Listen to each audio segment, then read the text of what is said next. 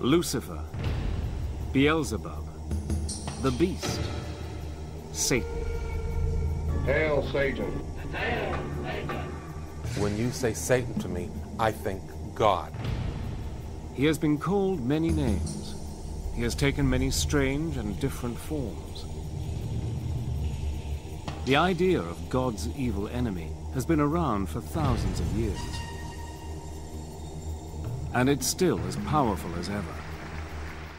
Evil is real, and it must be opposed. But where did Satan's story begin? Where did he come from? And how did he become the Prince of Darkness?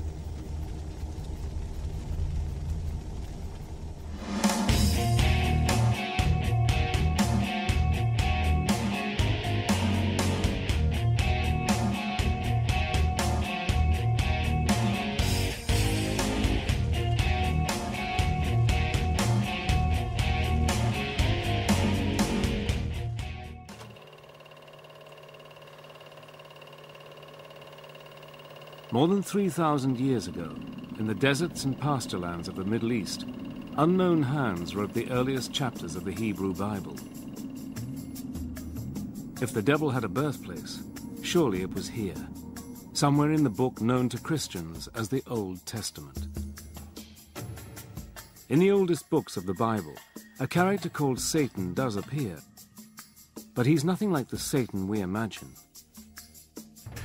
When we read the Old Testament, we find that from time to time there is this strange dark figure who pops up called the Satan. The word the Satan is actually a title. The word means the accuser. And to begin with, it seems that the Satan is one of the angels or attendants in the heavenly court. One of God's servants who, in a sense, had to do some of the dirty work. This Satan has no power of his own. He does only what God tells him. Nor is he a horrible creature with horns and a tail. There's no kind of prince of darkness, somebody who's standing opposite to God. Throughout most of the text, there's no concept at all of an evil force.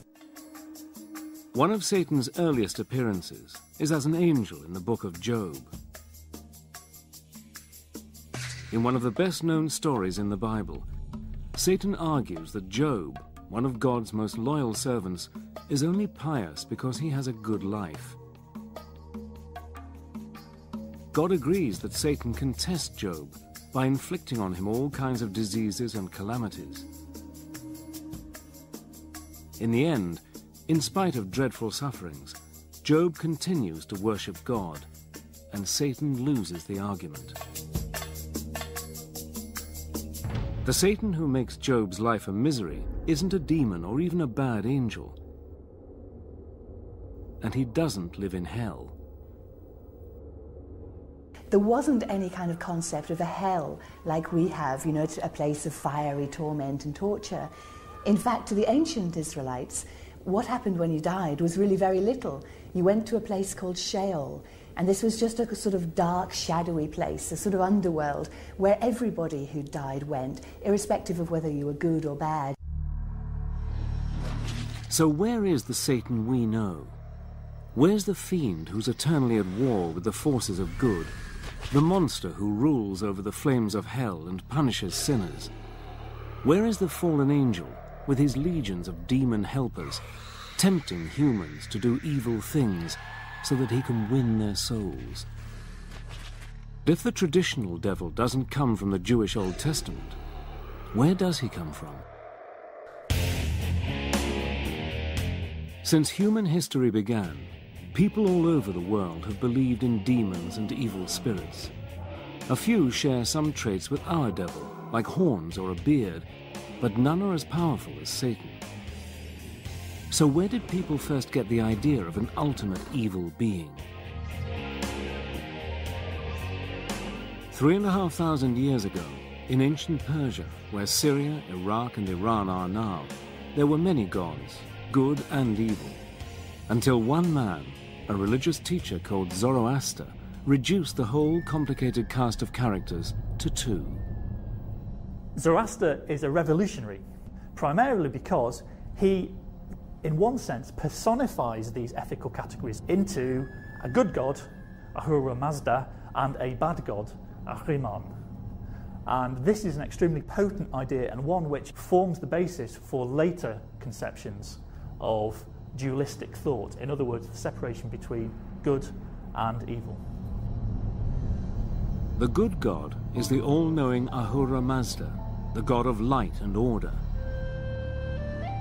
The evil god is Ahriman, god of chaos, darkness, and lies.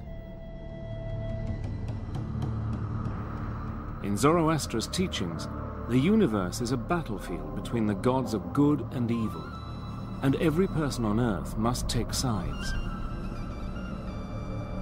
After death, good people are rewarded in heaven, while sinners are punished in a dark and gloomy hell.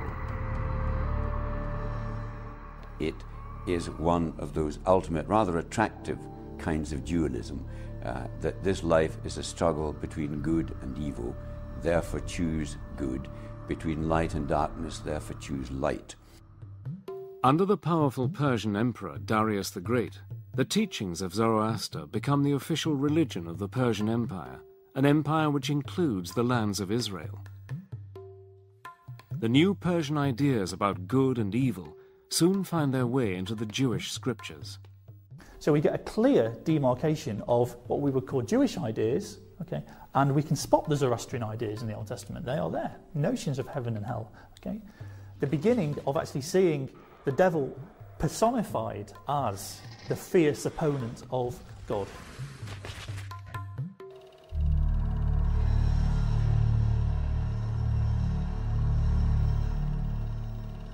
As the Persian Empire in turn is defeated by Alexander the Great, Greek culture comes to ancient Israel.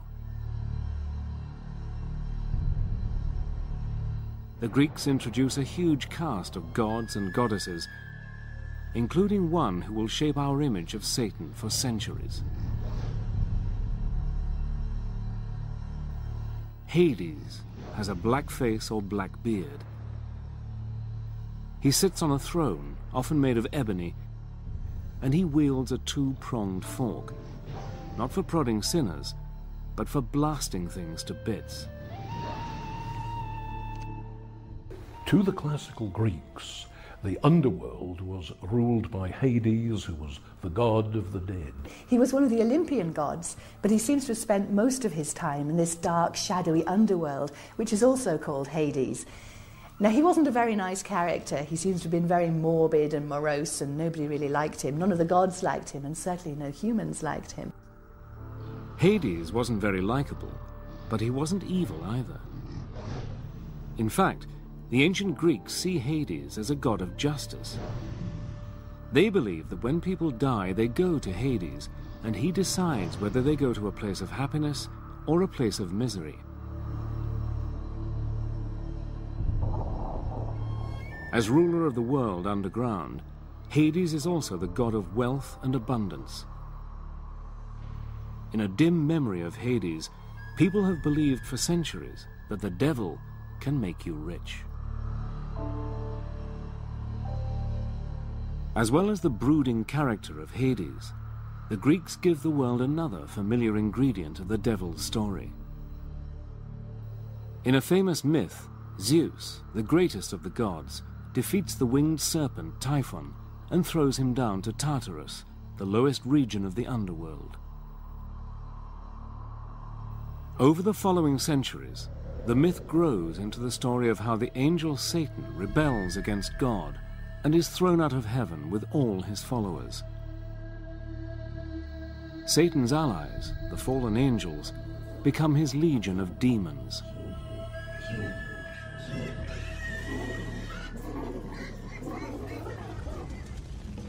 When we think of hell, we think of fire, lava, and sinners being horribly tortured.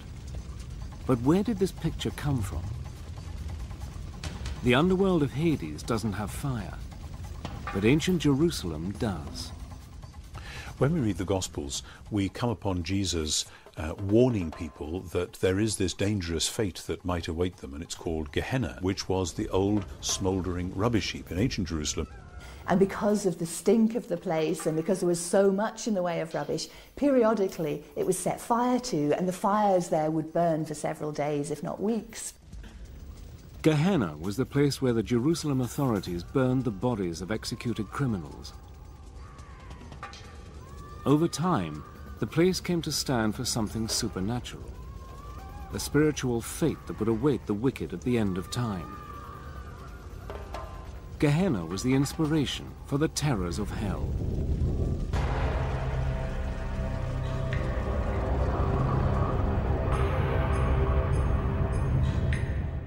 By the time the Christian Gospels are written, towards the end of the 1st century AD, Satan has grown into a powerful figure.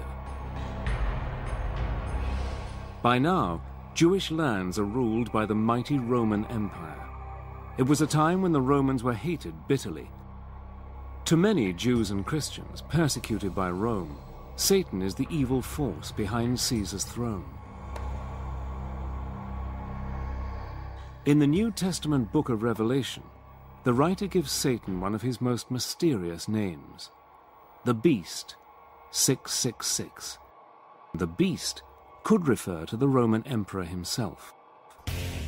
The author of Revelation says that the beast has a human number and it's 666. Now this has traditionally been seen as a reference to the Emperor Nero, and that's because if you take Nero Caesar in Aramaic and count up the numerical values of those letters, it comes to 666.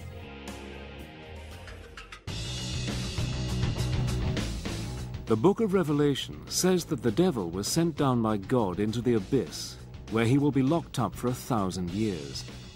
When he gets out, the end of the world will come. An apocalyptic battle will take place as good and evil fight it out to the end.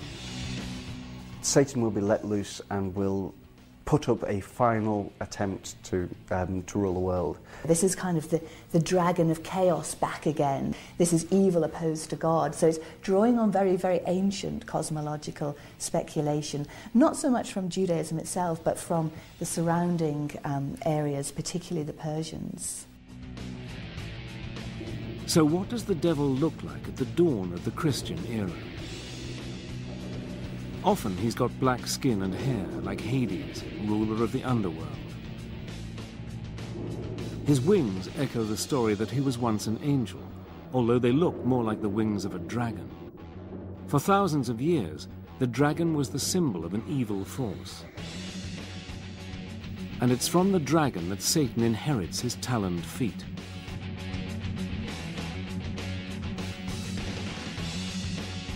When Satan isn't being a dragon, he's a snake. The serpent, said to have tempted Eve in the Garden of Eden, has long been believed to represent the devil, although the scriptures don't actually say so. In fact, Christian leaders disagree, sometimes violently, about what the devil is like. But one thing they do agree on: he is busy working with and through their enemies. 4 centuries after Christ, a Roman emperor, Constantine the Great, converts to Christianity. Within a generation, the once persecuted religion is the official creed of the mightiest empire on earth. Christian bishops now have real power, backed up by the state, and they use Satan to help them keep it. Again and again, church leaders claim that those who disagree with them, especially other Christian groups, are working for the devil. As Constantine made it the state religion and a state church and an established religion, what Constantine and his immediate successors found hardest to put up with was heresy. Catholic theologians would have said that because heretics didn't believe the correct Catholic faith, they must be worshipping the evil one instead, God's enemy. The logic is relentless. It's us and them. If you're not with the church and the empire, you're with Satan. It's a short step for the church to demand that heretics be put to death. The first executions come 450 years after Christ, over the following centuries, the numbers of people killed for supposedly working for Satan grows to many tens, possibly hundreds of thousands. Under the protection of the Roman Empire, the Christian religion grows quickly. But the bishops worry that the pagan gods are far too popular. Thousands of Romans still pray to the winged goddess Fortuna, the bringer of luck. But the most popular pagan god of all is Pan. Christian leaders see him as a serious threat who must be discredited. Let's think of the case of Pan and in Arcadia, and he becomes a sort of demon, whereas he was actually a very benign god of music and happiness and lovemaking and altogether to be admired, but becomes a goat-legged demon, a satire, in the later Christianized versions of it. Satan now adopts Pan's best-known features. He becomes an ugly, leering beast with horns on his head. His body is hairy, and he has Pan's cloven hooves, although sometimes he keeps the taloned feet of the ancient dragon. So outlandish has he become that he often has a second face on his belly. One of the greatest thinkers of the early Christian church is St. Augustine. Augustine is keen to show that the old nature gods are dangerous demons. According to Augustine, male demons called incubi appear to women at night and seduce them. Even more disturbing for Augustine, saintly men could be visited in their beds by female demons called succubi and forced to do sinful things against their will. When, during the long dark hours, their frustrated minds produced all sorts of sexual visions and erotic pictures, and they had to expel these from their minds. I thought, well, how on earth could this have come into my pious, celibate mind? It isn't me. This is an entity. This is something downright evil.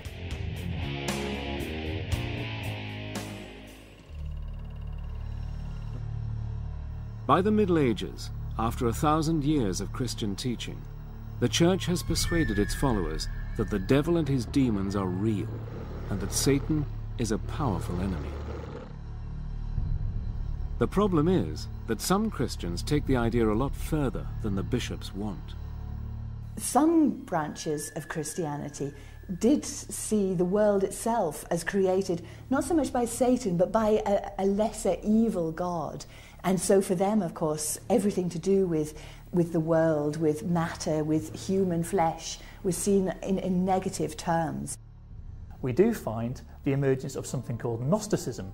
Gnostic Christians carried with them this very clear notion of a good God and a bad God. There's the good God who created everything spiritual, and there's the evil God who created everything physical, which means that everything that you can see or touch or sense with any of the five senses is actually coming from the evil God. One group which is taking enthusiastically to the Gnostic idea of good and evil is the Cathars of southern France. To the Cathars, all material possessions are evil and belong to the devil.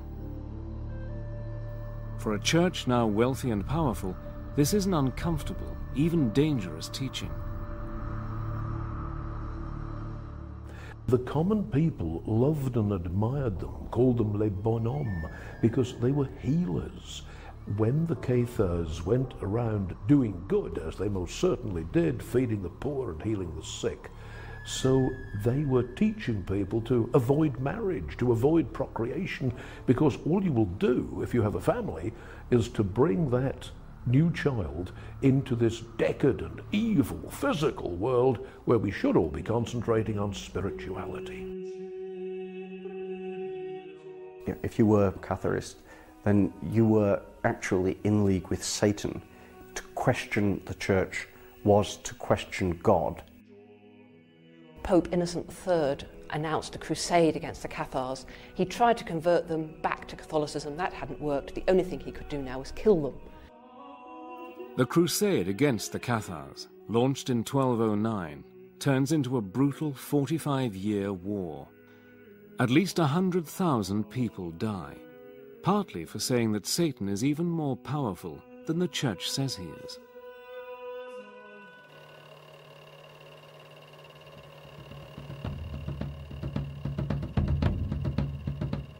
The crusade against the Cathars is against fellow Christians, but for almost 2 centuries, the Crusades are mostly about fighting Islam for control of the Middle East.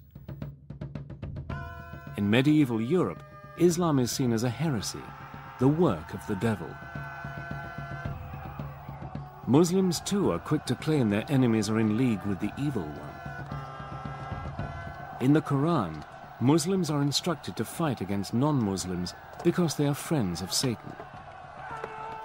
Both sides, inheriting the ancient beliefs of the Persians, see the world as divided into good and evil, justifying all the horrors of war and conquest. The Crusades leave a sinister legacy. In the middle of the campaign, Pope Gregory IX founds the Inquisition. Controlled by the Dominican Order of Friars, the Inquisition's job is to find heretics and hand them over to local princes for punishment. The Inquisition gave people plenty to be frightened of, it gave them the fires of hell to be frightened of, and it gave them, in a more immediate sense, the Inquisition itself. They had the right to arrest that person without telling them who'd accused them, or indeed what they were accused of. The accused are guilty until found innocent, and can be held for as long as the authorities want. Anyone who questions the Inquisition is immediately suspected of being in league with the devil. In the fight against Satan and the powers of evil, medieval rulers believed that, as in any war, information is vital. Up till now, the Church has not officially allowed Christians to be tortured, although torturing Jews and Muslims is acceptable.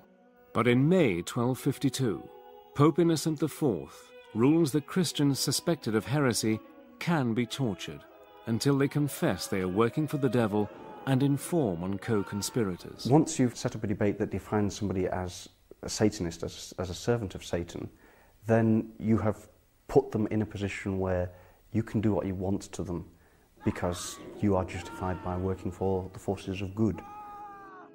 Generally, once somebody had been accused of heresy, there was no way they could clear themselves. No matter what they said, because they were a heretic, therefore in league with the devil, therefore anything they said was like to be a lie. But the torturers can't do whatever they please. They are supposed to follow strict guidelines. In theory, and according to Pope Innocent IV in the middle of the 13th century, torture should be limited, it should not draw blood, it should not lead to serious permanent damage to the person who's being tortured. In practice, these regulations are not always followed. But there's also something which the psychologists would refer to as a rationalization process, that it could all be very well for them to say, oh yes, we are trying to save your immortal soul, we're trying to keep you out of hell, we're trying to prevent the devil from getting you, and what they really mean is we rather fancy your farm. All over Europe, the new powers, supposed to be used against Satan, are used by the unscrupulous to seize wealth or to do down their enemies. In 1307, King Philip the Fair of France brings witchcraft charges against the leaders of the Knights Templar, the fabulously wealthy order of crusaders. Philip accuses the Templars of worshipping a pagan idol called Baphomet, a supposedly satanic figure. The Templars have been involved in the Middle East in negotiations with Muslims, and some people in Western Europe thought they had been in league with the Muslims, and because the Muslims, everybody knew, in inverted commas, were involved in magic, there is therefore a hint that perhaps the Templars were involved in magic too. They were attacked and largely destroyed On Friday, the 13th of October in 1307, sealed orders given by Philip le Bel to his seneschals to attack every Templar stronghold simultaneously. Ever since the purge of the Templars, Friday the 13th has been seen as an unlucky day, somehow connected with satanic forces.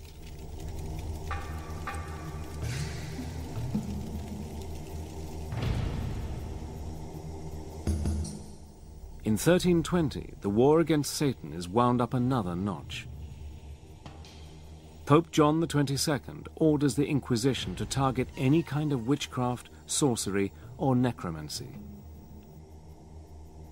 A big worry is that unscrupulous priests who know how to drive out devils with the rites of exorcism might instead use exorcism to invite the devil in.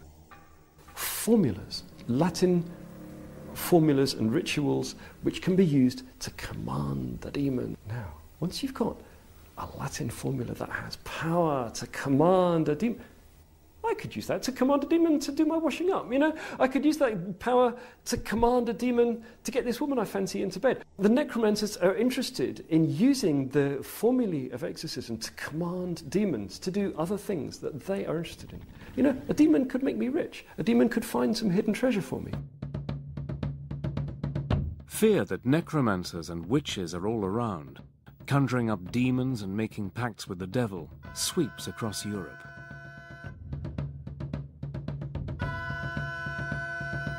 One of the first cases investigated by the Inquisition is in the Irish city of Kilkenny. In 1324, in a dispute over inheritance, one of the richest women in the town, Dame Alice Catala, is accused of witchcraft, heresy, and of having a demon lover called Robin. Alice Catala, a landowner in Kilkenny who had several husbands, so her stepchildren brought a charge against her that she'd poisoned her previous husbands in order to obtain the land, and she'd poisoned or killed them otherwise through witchcraft. Alice manages to escape to England.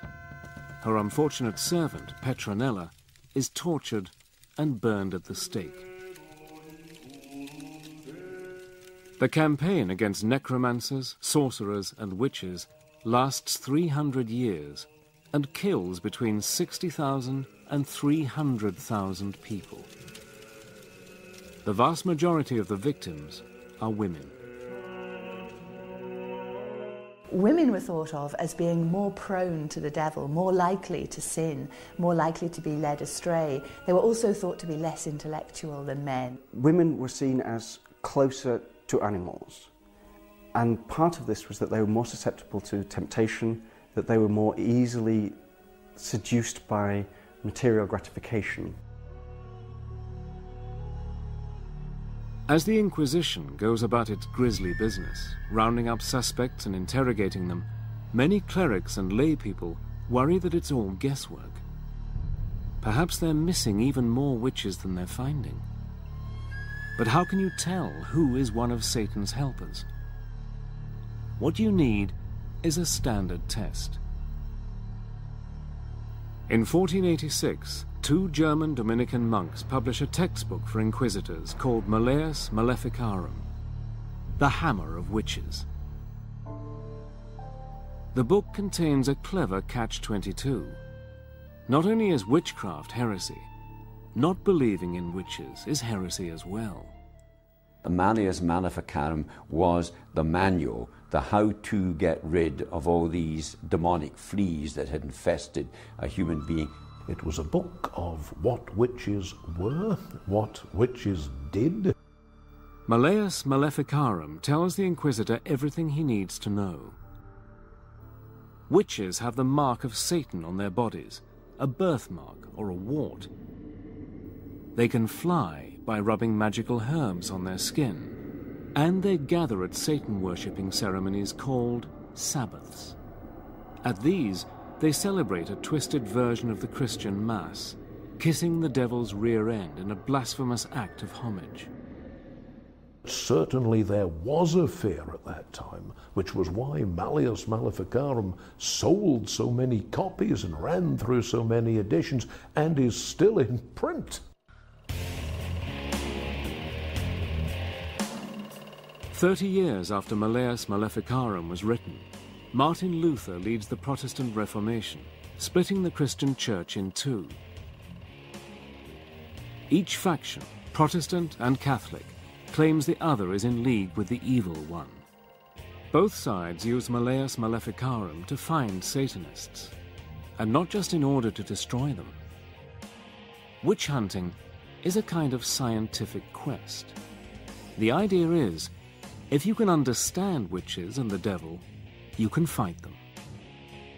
The whole business of witch hunting is almost a sort of intellectual research project. I need to gather a bit more data about, what demons do. So I'm going to interrogate a few more witches to get a bit more data, and then I'm going to write it up in my book. The cutting edge of scientific inquiry. Right across Europe, hysteria about Satan sweeps Protestant and Catholic countries alike. In Scotland, James VI, one of the best educated kings in Europe, is so caught up in the craze, he writes a book about the devil and witchcraft. Called Demonology, James' book sets out to prove that Satan-worshipping witches are everywhere, and that they are the gravest threat to the security of the state. He surrounded himself with advisors, and mainly religious advisors, who would protect him from the demons that he feared so much. He saw it everywhere. Well, James was certainly quite militant about this. He thought he was fighting a war. Even as James leads the fight against the devil and the forces of evil, the devil is helping James to keep his crown. James can always point to the figure of Satan and say, if it weren't for me, look who would be ruling in my place.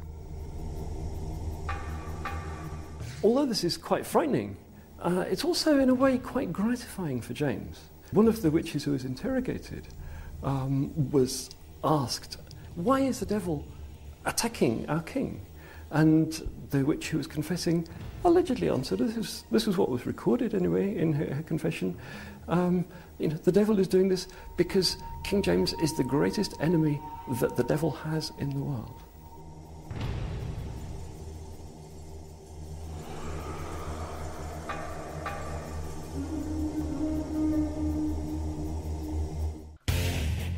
When the New World of the Americas is colonized by Europeans, the devil travels with them. The Puritan colonists who arrived from England in the late 1600s are strong believers in the power of Satan. They're convinced that everyone who isn't a Puritan is controlled by the devil, and that women are especially susceptible to Satan's powers.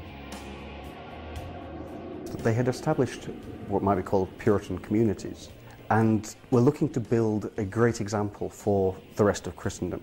If you were enjoying yourself, or if a group of you were singing or dancing or having a drink, then those who were opposed to that kind of fun were quite certain that Satan was filling the glasses for you. In 1688 in Boston, an Irish laundrywoman called Mary Glover is accused of bewitching the children of one of her customers. Proof of her pact with the devil includes several rag dolls found in her house. Mary Glover was Irish and a servant. Her first language was Gaelic, and one of the tests to prove that you weren't a witch was to speak the Lord's Prayer. The linguistic difficulties meant that she couldn't speak the Lord's Prayer without, as they saw it, blaspheming. She was hanged as a witch in 1688.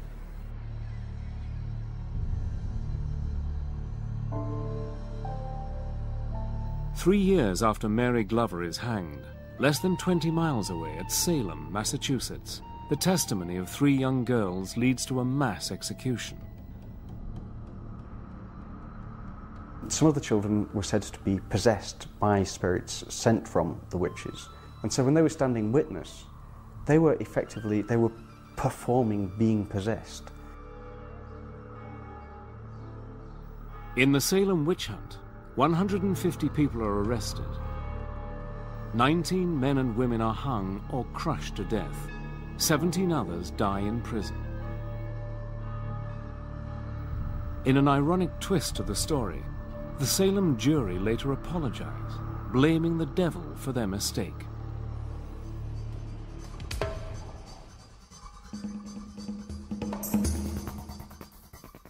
By the 1700s, the witch craze in America and Europe is almost over. A new, more scientific view of the world is gaining ground.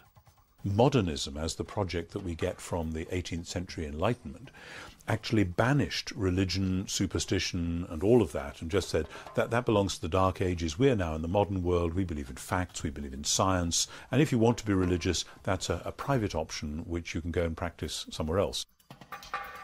Although the witch hunts have ended, and the educated classes of Europe and America even start to question whether the devil exists, in the folk tales of ordinary people, Satan lives on. But he's very different from the formidable and terrifying devil of the witch-finders. One of my own favourites is that of Dunstan, who was a very powerful blacksmith. The devil arrives and asks to have his shoes replaced. And he simply gets hold of his nose with two red-hot tongs and throws him out. And that is a very, very different devil. That's a devil that you can put in his place. By now, the devil has shed some of his ugliness and crude habits. In fact, he's often a member of the decadent aristocracy. He's a handsome gentleman dressed in fine clothes and mixing in fashionable company.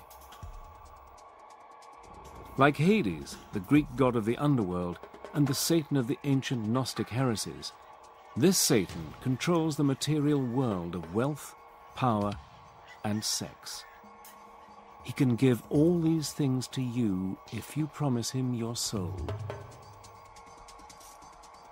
The most famous of all devil folk tales is the story of Faust. The devil, in the form of the clever and devious Mephistopheles, offers to grant Faust all his wishes. But there's a price.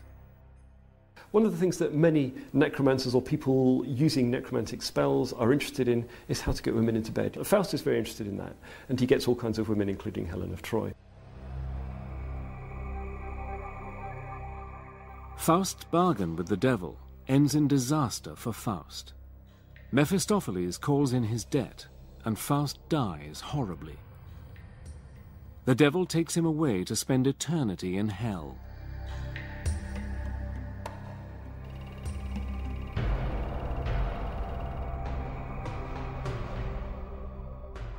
As the power of religion fades, and the age of popes and kings gives way to the age of revolution and democracy, a new devil arrives on the scene. This devil is utterly different from the treacherous fiend of Christian tradition. He is a tragic and lonely figure, a hero battling against tyrannical authority in the shape of a cruel and overbearing god.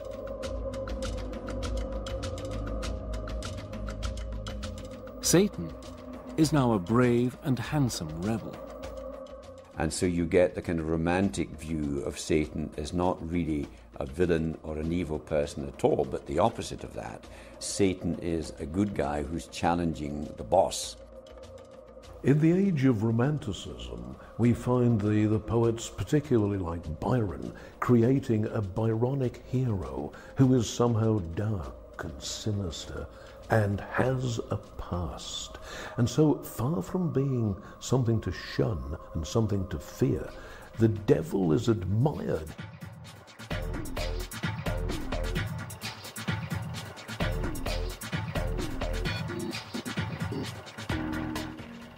With the 20th century, the devil's fortunes take a turn for the worse. No longer feared or admired, he becomes a figure of fun. He even joins the world of commerce, helping to sell products from wine to chocolates and beer.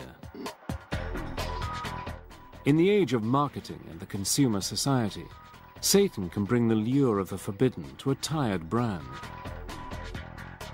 It's a long way from an apocalyptic war between good and evil. It has been a hallmark of the 20th century for the devil to be treated as a figure of fun. We find the devil is neither better nor worse than the people he's dealing with, and he's just a man among men. Satan seems to have been cut down to size. The Prince of Darkness has become a mischievous imp. But in a surprising twist, a different Satan, the glamorous rebel so admired by the revolutionaries of the 19th century, makes a startling comeback in the 1960s. There was a strong sense of rebellion against everything that anointed the Western political power structure. And it was Christian, it was capitalist, it was warmongering. And so the counterculture started exploring anything that was counter to that. In 1966, occult showman Anton LaVey founds the Church of Satan in San Francisco. Part religion, part money-making racket, the Church of Satan attracts lurid headlines, mostly encouraged by the publicity-seeking LaVey himself. We believe in greed, we believe in selfishness, we believe in all of the lustful thoughts that motivate man, because this is man's natural feeling. He called himself Anton Sander LaVey of Romanian descent, but the truth of the matter is he was Howard Stanton Levy, who was born in Cook County, Illinois in 1930. He held these weekend lectures and witch circles in his house, and people would come in and pay their $2 a head. Well, finally, he had this friend, it was a publicist, who said, you know, I have an idea. Why don't you turn this thing into a church? You could make a bundle of money. And, of course, that's what he did. He has been called everything from a carny to a manipulator to a brilliant philosopher. The truth lies somewhere in the middle. There were doctors, lawyers, college students, factory workers, farmers, you name it. They came from all levels of society. In spite of the invented rituals, mostly staged for the cameras, neither LaVey nor his followers believe in a real devil. What LaVey admires is Satan the rebel, the nonconformist, provoking the establishment. Predictably, America is fascinated and outraged.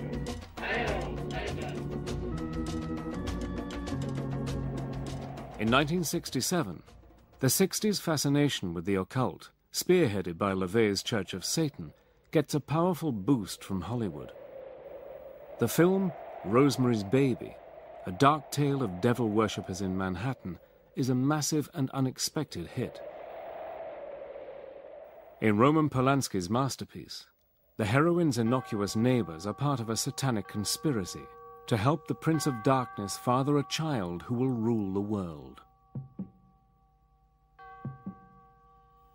In Rosemary's Baby, Satan triumphs in the end. But the Christian backlash to the story comes in the 1973 blockbuster The Exorcist.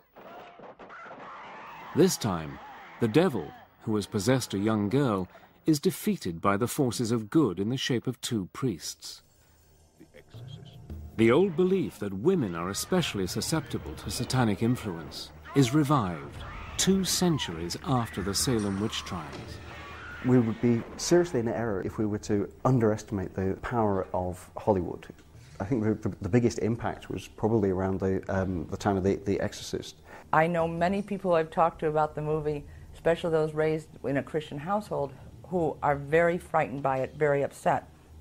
It's the war between good and evil, but evil is in a whole new dimension, and it's very personal. It made being possessed almost fashionable.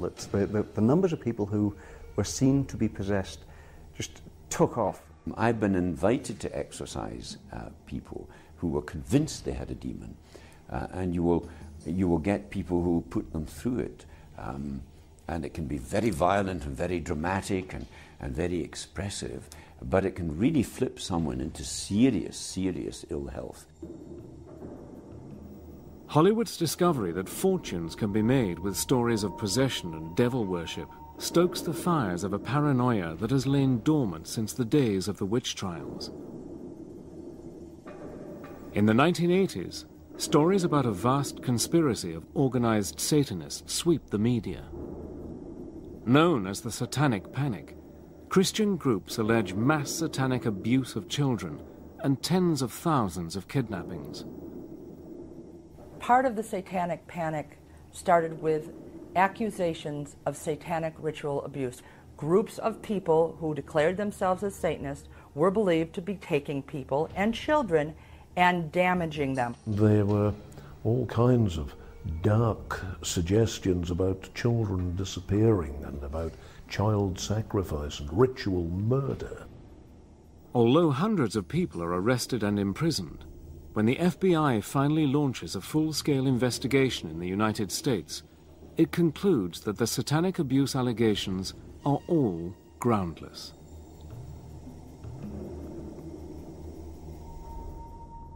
One of the horrifying things about human nature is that it lends itself to hysteria.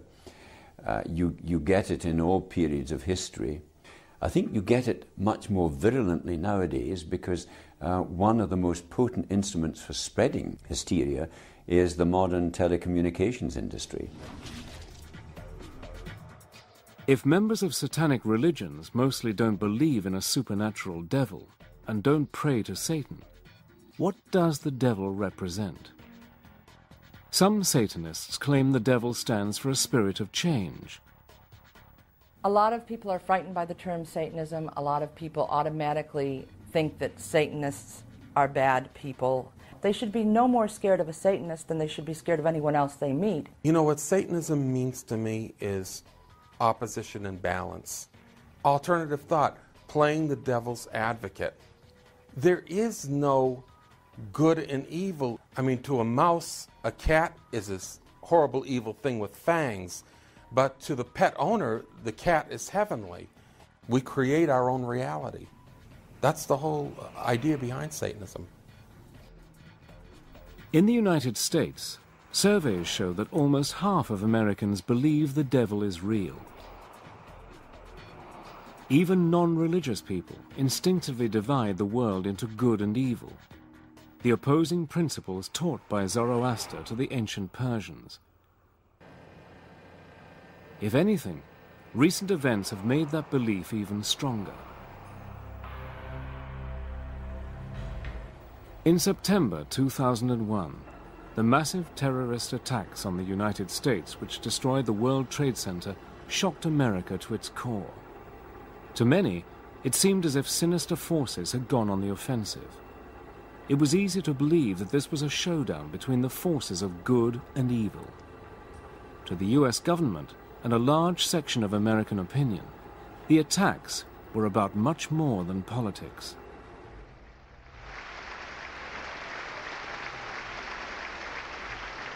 We've come to know truths that we will never question. Evil is real, and it must be opposed.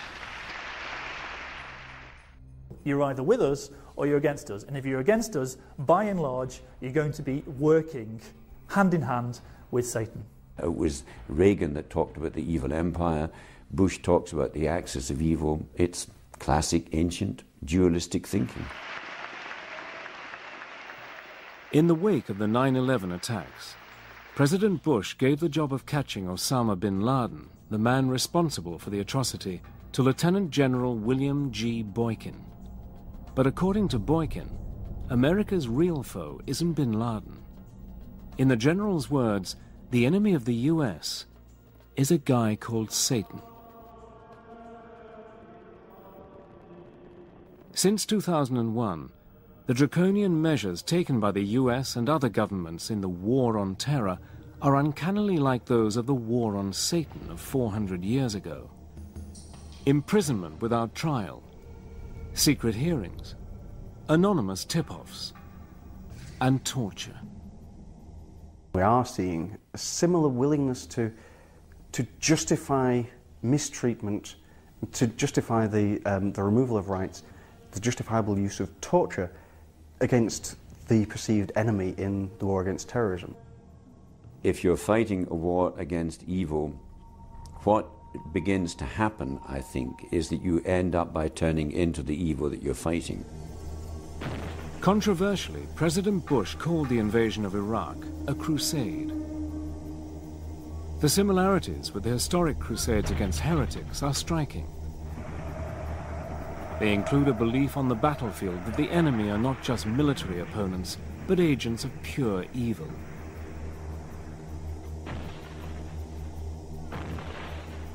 In November 2004, as US forces launch a massive attack on the Iraqi city of Fallujah, a senior Marine officer, Lieutenant Colonel Gareth Brandle, makes clear who he thinks the enemy is.